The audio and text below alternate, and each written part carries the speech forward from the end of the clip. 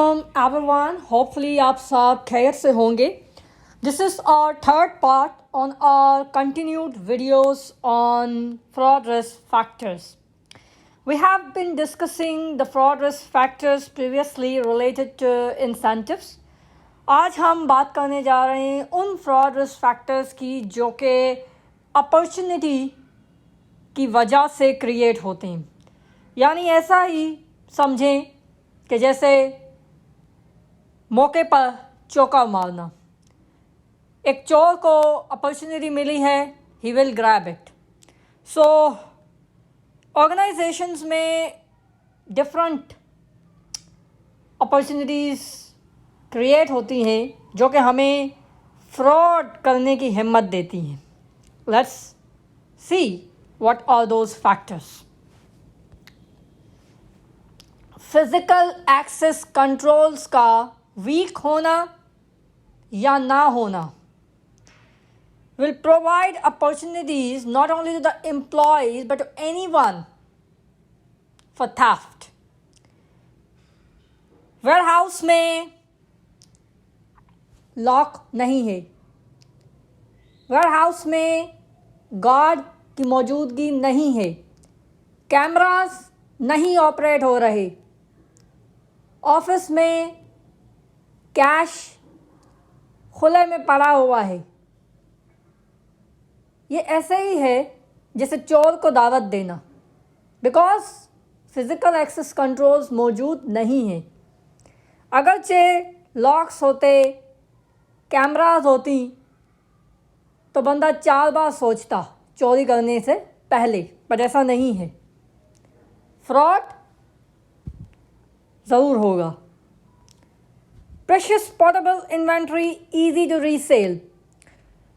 देखिए, कुछ inventory easy to resale होती है और इतनी पोर्टेबल होती है कि आप उसको अपने पॉकेट में डाल के ऑफिस से निकल सकते हो.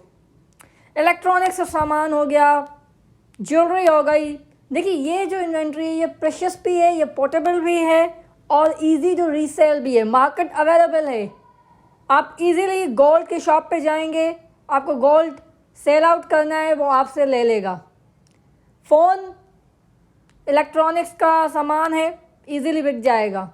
सो ऐसी अगर इन्वेंट्री आप होल्ड करते हो जो कि प्रेशियस है, पोर्टेबल है, इजी टू रीसेल है, it creates a greater threat कि वो चोरी होगा, फ्रॉड करने के चांसेस ज़्यादा हैं. सेग्रीगेशन ऑफ ड्यूटीज़ मिसिंग है. फॉर इंस्टेंस, आपके पास सेल का ऑर्डर आया, आप ले गए वेयरहाउस की तरफ, ऑब्वियसली इन्वेंट्री निकालनी है. अगरचे आपने 2 बंदे बिठाए हुए हैं, एक वो जो इन्वेंट्री को निकालेगा एज पर दी सेल्स ऑर्डर और दूसरा अप्रूव करेगा, यानी कि वो पहले काउंट करेगा कि जितनी सेल्स आई है उतने ही यूनिट्स निकले हैं और उसके बाद फिर वो रिकॉर्ड करेगा. यानी कि एक बंदा निकाल रहा है, दूसरा बंदा काउंट करके रिकॉर्ड कर रहा है. तो यहाँ पर सेग्रीगेशन ऑफ ड्यूटीज़ है. एक ही काम 2 लोग परफॉर्म कर रहे हैं. अनलेस कि ये दोनों आपस में मिल जाएं तब तक फ्रॉड नहीं हो सकता, बिकॉज कोई भी इन्वेंट्री को बाहर नहीं निकाल सकता ज़्यादा अनलेस कि वो दूसरा बंदा भी उसके साथ मिल जाए. बिकॉज दूसरा बंदे के पास सेल्स ऑर्डर मौजूद है, वो चेक करेगा कि 5 यूनिट्स की सेल आई है तो 5 यूनिट्स ही निकलें, 6 नहीं निकल सकती. सो सेग्रीगेशन ऑफ ड्यूटीज़ जब मिसिंग होती हैं, एक ही बंदा कंट्रोलर होता है, तो वहाँ पर फ्रॉड के चांसेस ज़्यादा होते हैं. Estimates and judgments itself giving you opportunity to manipulate with the financials, to involve in fraudulent reporting from financial practices. Simple है, आपने प्रॉफिट्स को बढ़ाना है, क्या करेंगे आप? आपकी मर्जी है. आप कहेंगे मैं रिड्यूसिंग बैलेंस मेथड यूज़ कर रहा हूँ. रिड्यूसिंग बैलेंस मेथड में कम से कम डेप्रिसिएशन रिकॉर्ड होती है. आपने कहा मेरे एसेट की लाइफ 15 साल चलेगी, एस्टिमेट है, चाहे वो 2 साल भी ना चले, लेकिन आपको लगता है आप चैलेंज नहीं कर सकती.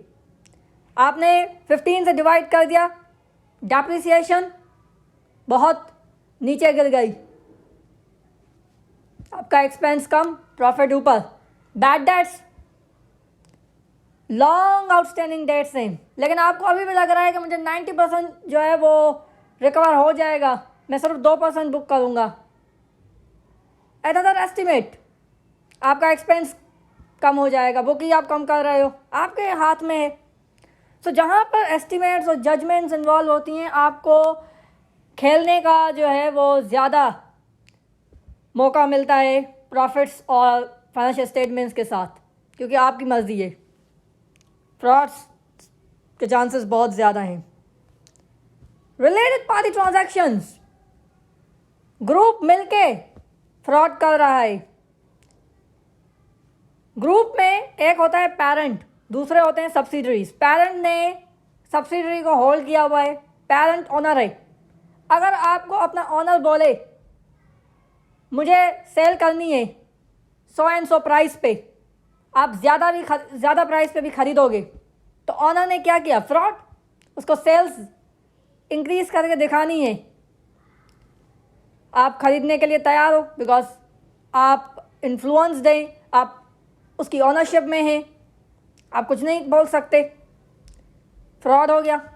ऑनर्स ने अपनी सेल्स को ज़्यादा दिखा दिया। इसी तरीके से maybe owner need a financing, वो बैंक से लोन नहीं ले रहा, उसने क्या किया?